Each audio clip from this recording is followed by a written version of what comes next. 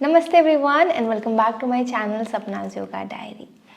In this video we are going to cover Anulom Vilom. Now when I say Anulom Vilom, we are going to understand how Anulom Vilom is done, what are the things that you have to bear in mind while practicing Anulom Vilom, and are there any contraindication? Should you do it, should you not do it, how long should you practice it, etc, etc. As said before in Kapalbhati's video also, I have said this thing that even if you know Anulom Vilom, this video is still going to be helpful for you, because I'm going to cover those aspects also which are generally a practitioner is not aware of. So I have covered the aspects which I have personally learned from my teacher. So this is going to be useful for people who want to start Anulom Vilom and want to know how to do it. This is going to be helpful for people who are already practicing Anulom Vilom as well. So yeah, without any delay, let's start the video.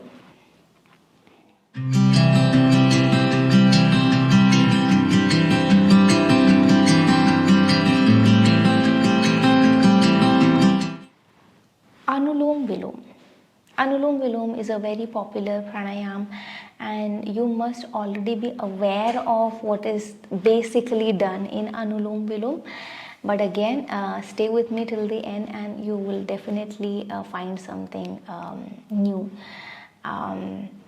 So in Anulom Vilom is also known as nadishodhanapranayama. Now there are few videos who say that nadishodhanapranayama and Anulom Vilom, they both are different. But the school from where I have learned Anulom Vilom, that is one of the oldest yoga schools in India, Moraji Desai National Institute of Yoga. So I will tell you what I have learned from there. We have learned that these two are essentially they are same, Anulom Vilom and nadishodhanapranayama. Nadishodhanapranayama is basically we call a nadishodhanapranayama because of its effect that it has in nadis. So if you look at the benefits of Anulom Vilom, it purifies all the nadis of the body. Nerves and nadis are different. Just remember this. So when we talk about nadis, we are referring to the 72,000 nadis that are in our system. And when we are practicing Anulom Vilom, it cleanses, it purifies all the nadis of our system. So because it cleanses the nadis, cleansing, shuddhi, because it does the shuddhi, shodhan of our nadis, that is why it is also known as the nadishodhanapranayama. So that's why Anulom Vilom is also called as the nadishodhanapranayama. Now let's understand when to do it. Anulom Vilom or any practice of yoga is best done in the morning, empty stomach. But if you do not have time to do it in the morning, you can also practice it in the evening, provided you are light on your stomach. Let's see how to do Anulom Vilom now. Sit in any meditative posture that you are comfortable in, with your spine straight, shoulder elbows relaxed. Your left palm will be in Jnana Mudra. Jnana Mudra is when your index finger touches your thumb. This is how you're going to place your left palm throughout the practice. With your right hand, you're going to make Nasikagra Mudra. In Nasikagra Mudra, you are going to fold your index finger and middle finger.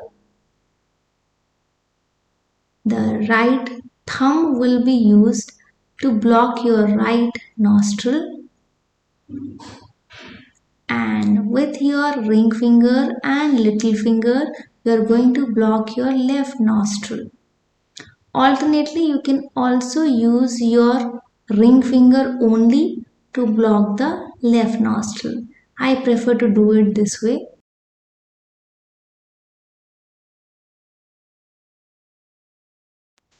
Now, before you begin the practice of Anulom Vilom, it's important you sit in the meditative posture, observing your breath for few seconds. When you start to observe your breath, your body relaxes and your mind becomes calm.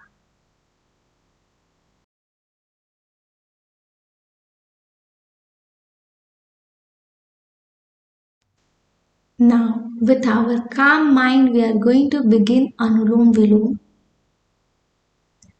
With the right hand, Nasikagra Mudra, block the right nostril with the thumb, breathe in deep through the left, and exhale the whole air out first. Please note this is just a preparation. You have to empty your lungs first before you start the practice of Anulom Vilom. So, this exhalation was just the preparation. Now, start the practice by breathing in through the left, slow, deep, and silent. Then block the left nostril, exhale through the right, slow, deep, and silent. There should be no sound of breath. You can hear the sound of the surrounding noise, but you can not hear my sound of breath.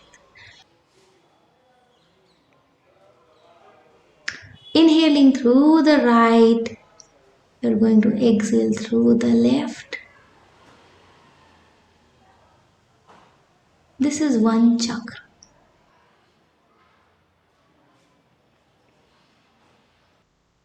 Relax.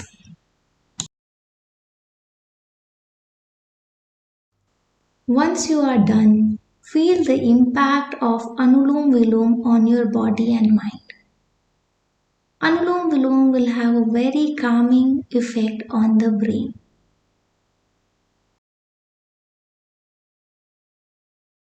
Let me show you the second round now. Through the left nostril, inhale and exhale first to empty the lungs. Now, breathe in slowly, slow, deep, and silent. Once you have inhaled fully, block the left nostril. Then slowly exhale through the right. Slow, deep, and silent. Once you have exhaled fully, inhale through the right nostril. Slow, deep, and silent. Once you have inhaled fully, block the right nostril with the thumb and then exhale through the left. Slow, deep, and silent.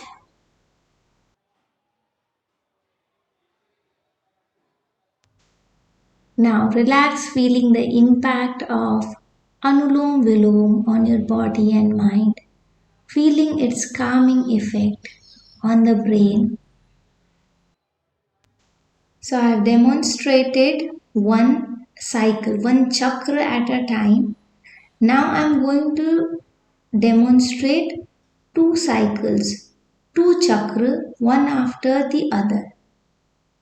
Observe it carefully and see how slow I do it.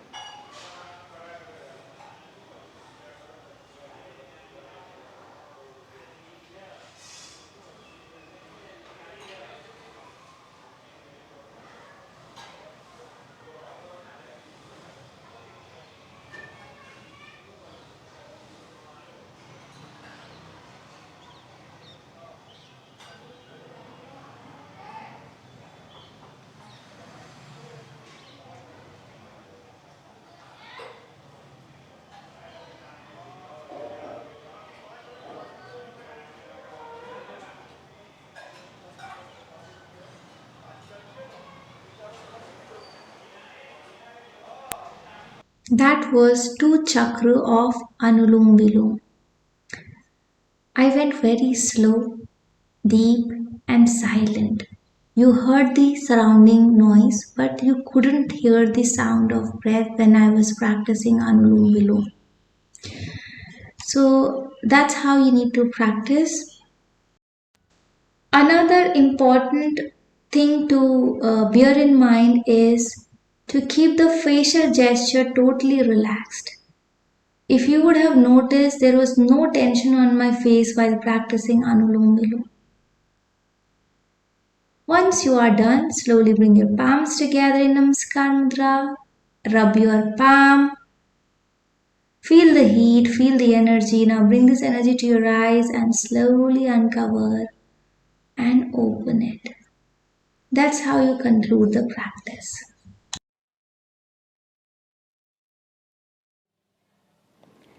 Okay, so that was Anulom Vilom. Now I'm going to cover few things which you have to bear in mind while practicing Anulom Vilom.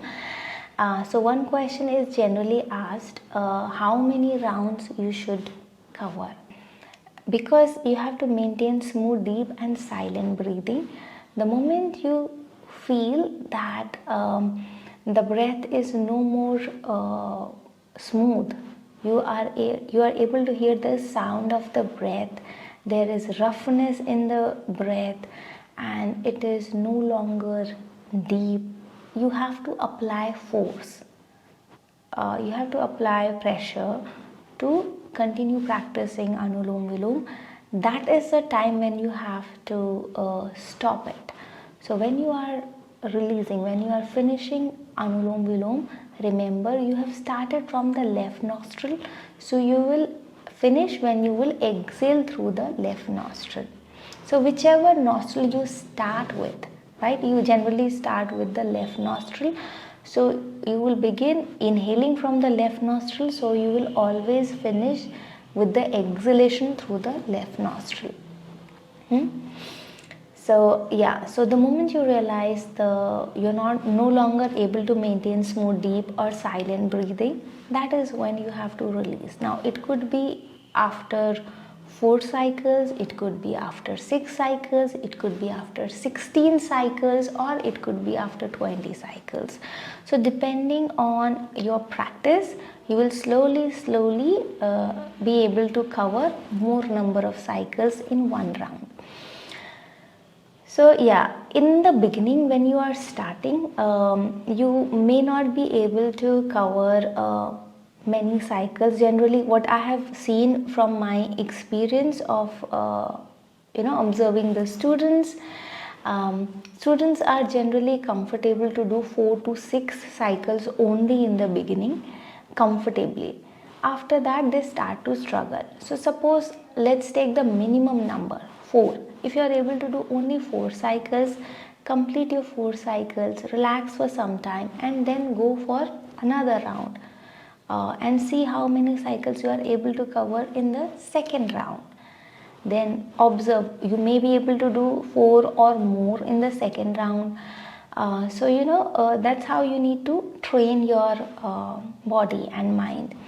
So instead of going doing multiple cycles in one round, do multiple rounds and see how many cycles, how many chakra you are able to cover in that particular round.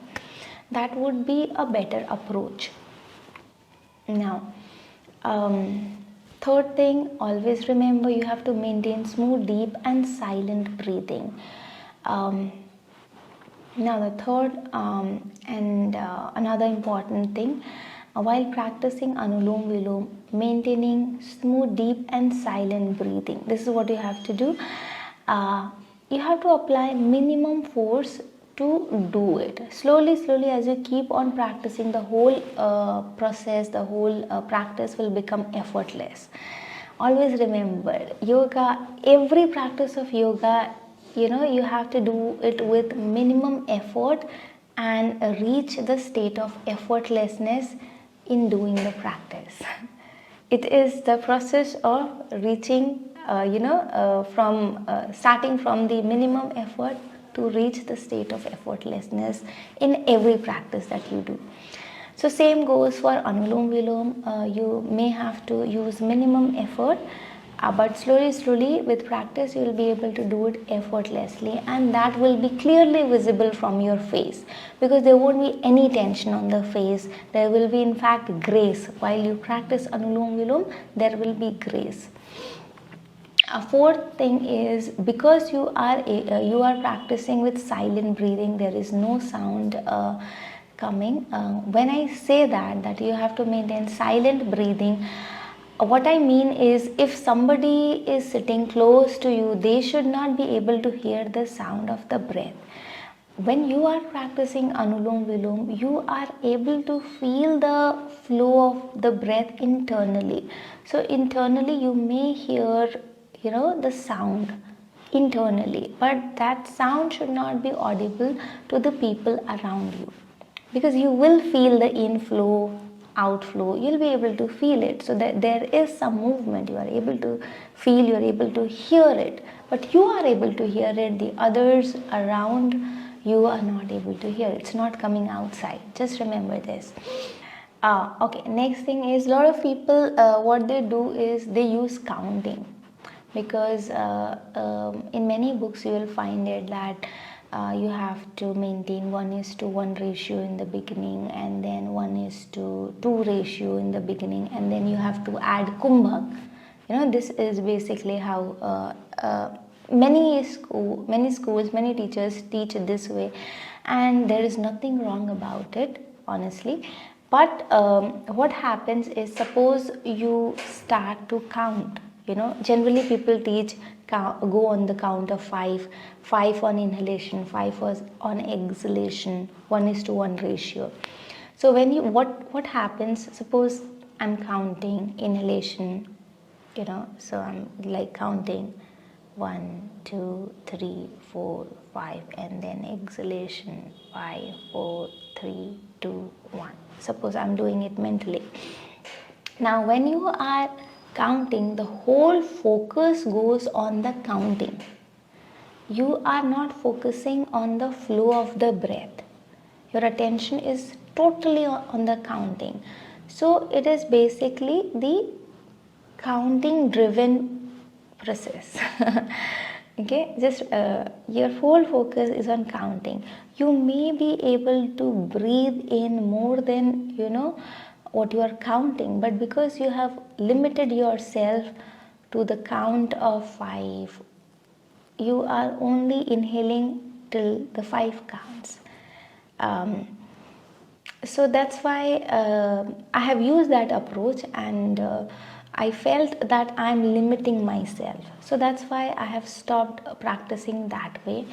Rather than doing that, what you do is you focus totally on the breath, because what happens is, when you are inhaling and observing the breath slows down.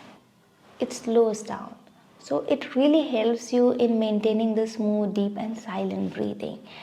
And forget about the counting totally. Just go with the flow, observe the breath, and that helps you in getting better in the practice.